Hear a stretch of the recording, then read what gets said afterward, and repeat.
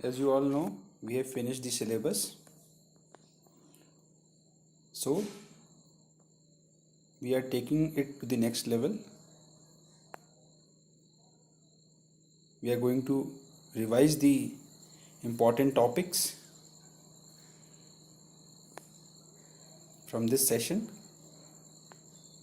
or we can say these are the remedial classes.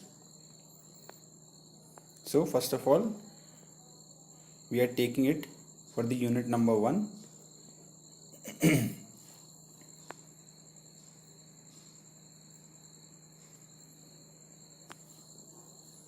First of all, we will have a brief discussion on RGPV question paper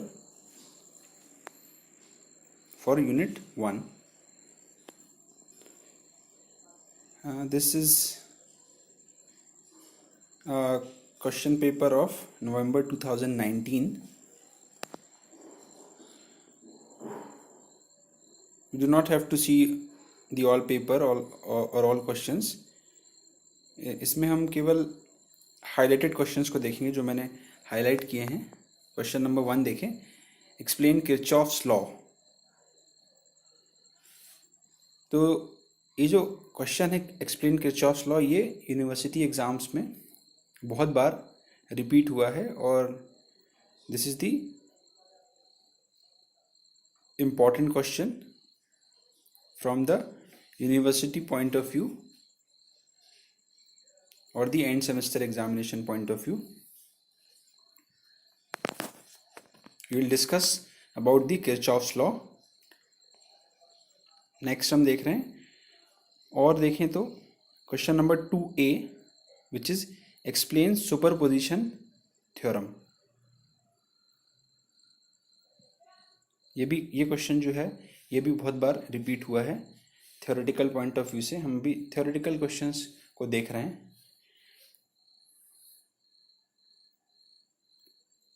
और एक और question paper मैंने यहाँ पर लिया है नवंबर 2018 का, जिसमें है questions explain state and explain Thevenin's theorem, question number 1A.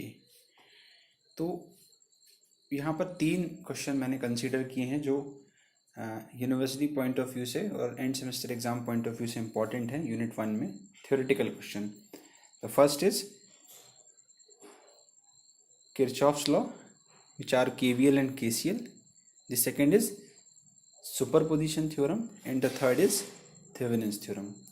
So we will discuss the questions and their approaches one by one.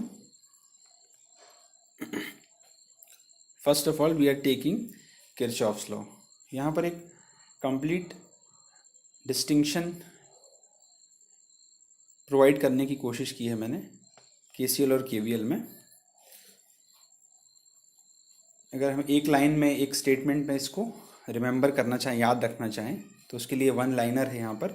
Summation I equal to 0 in case of KCL which is Kirchhoff's current law at any node. तो या सिर्फ इतना ही याद रखें हम कि summation I equal to 0. Summation addition के लिए यूज़ होता है. I मतलब करंट होता है. और अगर summation of current at any node is equal to 0, this is Kirchhoff's current law. तो ऐसा हम ध्यान रख सकते हैं. और फिर जो डेफिनेशन है वो हम लिख सकते हैं, the algebraic sum of all the currents meeting at a node is 0. This is the statement of the KCL. Circuit में हम इसको इस तरीके से भी कंसीडर कर सकते हैं, summation I in equal to summation I out. यहाँ पर I in यानी इन का मतलब है incoming current at any node and I out में आउट का मतलब है आउट गोइंग. तो I out मतलब out going current at any node. तो जितने भी इनकमिंग करंट और जितने भी आउट गोइंग करंट होते हैं उनका समीशन इक्वल होता है. सपोज एक नोड पे 2 करंट है I1 I2 इनकमिंग और 2 करंट है I3 I4 आउट गोइंग. तो KCL से इक्वेशन बनेगी I1 plus I2 equal to I3 plus I4.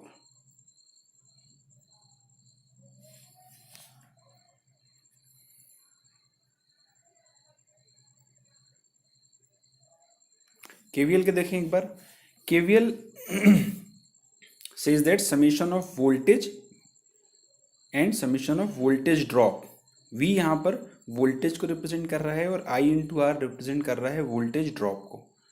तो किसी भी सर्किट में वोल्टेज और वोल्टेज ड्रॉप का समीशन 0 होता है। तो यहाँ पर एक स्पेसिफिक टर्म है इन एनी लूप, और यहाँ पर KCL में एट एनी नोड। तो KCL और KVL में क्लियर डिस्टिंक्शन है कि KCL जो है वो नोड पे अप्लाई होता है और KVL जो है वो लूप या मैश पे अप्लाई होता है। तो KVL क्या हुआ, summation of voltage and summation of voltage drop in any loop is equal to 0। इसको ऐसा theoretically लिख सकते हैं, the algebraic sum of voltage is and voltage drops in any closed loop of a network that is traversed in a single direction is 0।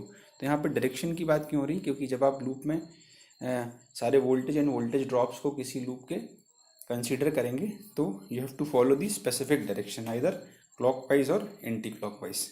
इसलिए यहाँ पर direction की बात भी की जा रही है। हम डिटेल में देखते हैं KCL KVL को, ये डिस्टिंक्शन हो गया दोनों के बीच का। अगर कोई डिफरेंस लिखने के लिए बोले तो हम इस तरीके से डिफरेंस भी बता सकते हैं। जैसा कि अभी बात की KCL की, KCL देख रहे हैं पहले। एक जंक्शन या नोड है जिसमें हम देखें I1 जो है इस जंक्शन पे इनकमिंग है, यानी कि I1 इस जंक्शन की तरफ आ रहा है और I2 भी इस जंक्शन की तरफ आ रहा है। तो यहाँ पर I1 और I2 जो है वो इस जंक्शन की तरफ आ रहे हैं और एक करंट डेफिनेटली इस जंक्शन से दूर जा रहा है, एरो से पता चल रहा है। तो यहाँ पर अगर KCL आप लगाएंगे तो कैसा होगा equation, I1 plus I2 equal to IT। तो ये एग्जाम्पल के लिए लिया हमने, कैसे हम इसको देख सकते हैं KCL को।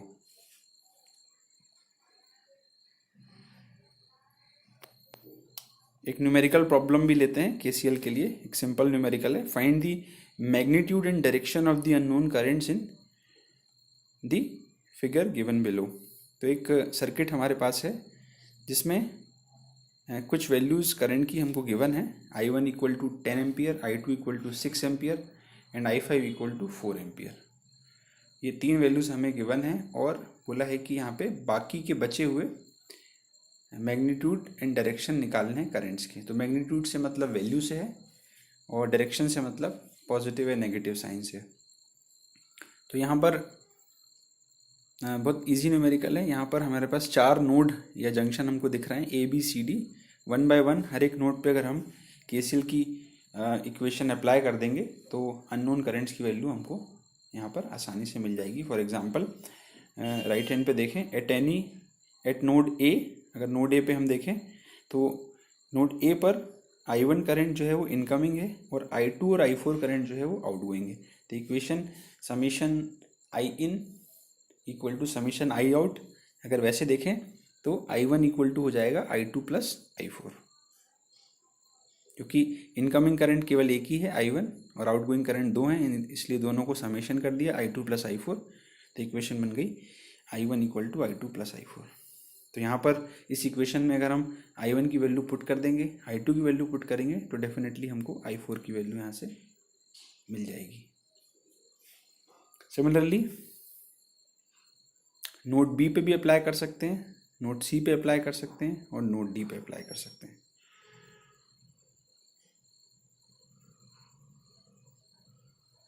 तो इसको ट्राई कीजिएगा, इजी न्यूमेरिकल है और बहुत आसानी से KCL के कॉन्सेप्ट को जो है डेमोन्स्ट्रेट करता है, समझाता है।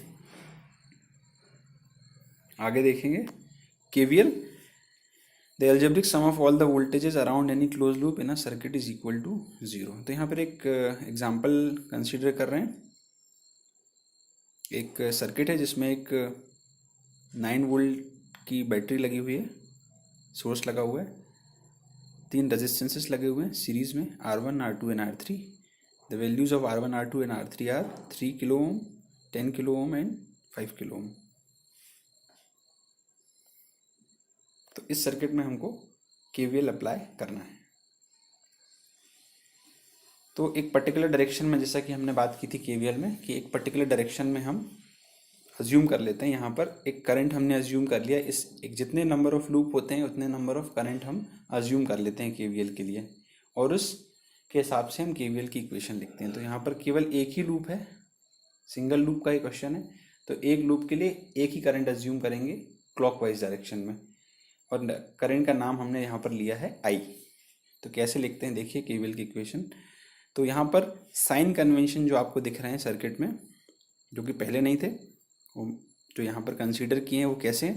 देखिए जिन जिन रेजिस्टेंसेस से करंट पास हो रहा है सब में साइन कन्वेंशन कैसे बनाएंगे हम।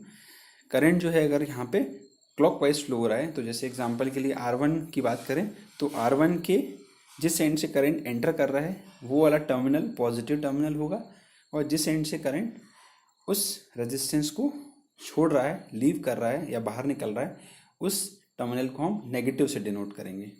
तो इस तरीके से R2 में भी और इसी तरीके से R3 में भी। अब केवीएल की इक्वेशन हमें कैसे लिखनी है, हमको इस पूरे लूप में या तो वोल्टेज ड्रॉप्स का समेशन 0 के इक्वल करना है। तो यहाँ पर पहले देख लेते हैं वोल्टेजेस कितने लगे हैं, वोल्टेज ड्रॉप्स कितने हैं, सबको कंसीडर करना है, उनका समेशन इक्वल टू 0 करना है। तो यहाँ पर नंबर ऑफ वोल्टेजेस देखें तो केवल एक है, एक वोल्टेज सोर्स लगा है, उसकी वैल्यू है 9 वोल्ट।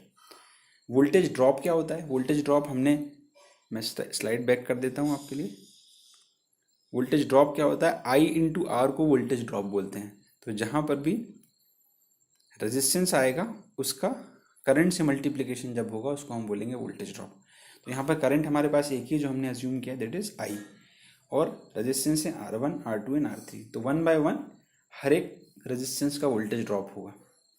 जैसे फर्स्ट है I इंटू R1, सेकेंड है I इंटू R2 और थर्ड है I इंटू R3। तो यहाँ पर हमारे पास वोल्टेज हो गए सारे, यानी कि एक ही वोल्टेज है यहाँ पर 9, सारे वोल्टेज ड्रॉप हो गए I into R1, I into R2 and I into R3। अब साइन की बात करते हैं कि प्लस कहाँ लगाना है, माइनस कहाँ लगाना है। तो बहुत एक सिंपल यहाँ पर रूल हम फॉलो करेंगे कि करंट के साथ जब आप ट्रेवल कर रहे हो क्लॉकवाइज, तो किसी भी एलिमेंट जिसको आप कंसीडर कर रहे हो आइदर वोल्टेज और वोल्टेज ड्रॉप, उससे बाहर निकलते समय जब जो भी साइन हमको मिलेगा वो साइन हम ले लेंगे। जैसे एग्जांपल के लिए पता ऐसा अज्यूम करते हैं कि हम 9 वोल्ट करंट के साथ चल रहे हैं और 9 वोल्ट के अंदर हम घुसे अगर, तो बाहर निकलते समय हमें साइन मिला प्लस, तो प्लस साइन हमने ले लिया। इक्वेशन में देखिए +9। फिर आगे बढ़े तो R1 से बाहर निकलते समय साइन कौन सा मिल रहा है, माइनस, तो माइनस I इंटू R1 मतलब वोल्टेज ड्रॉप, फिर माइनस I इंटू R2 यानी कि वोल्टेज ड्रॉप, फिर आगे माइनस I इंटू R3 यानी कि वोल्टेज ड्रॉप। ये सारी वैल्यूज हम रखेंगे यहाँ पर और हमको करंट की वैल्यू मिल जाएगी। This is the simple demonstration of the KVL equation. तो ऐसे हम केवीएल इक्वेशन किसी भी लूप में लिख सकते हैं। एक एग्जांपल और देखते हैं हम केवीएल का 2 लूप के लिए। तो यहाँ पर 2 लूप्स हैं, तो 2 लूप हैं तो हम 2 लूप करंट अज्यूम करेंगे, एक I1 और एक I2, दोनों क्लॉकवाइज डायरेक्शन में अज्यूम करेंगे। जैसा कि नीचे है, नीचे वाले फिगर में I1 I2 2 करंट अज्यूम किए।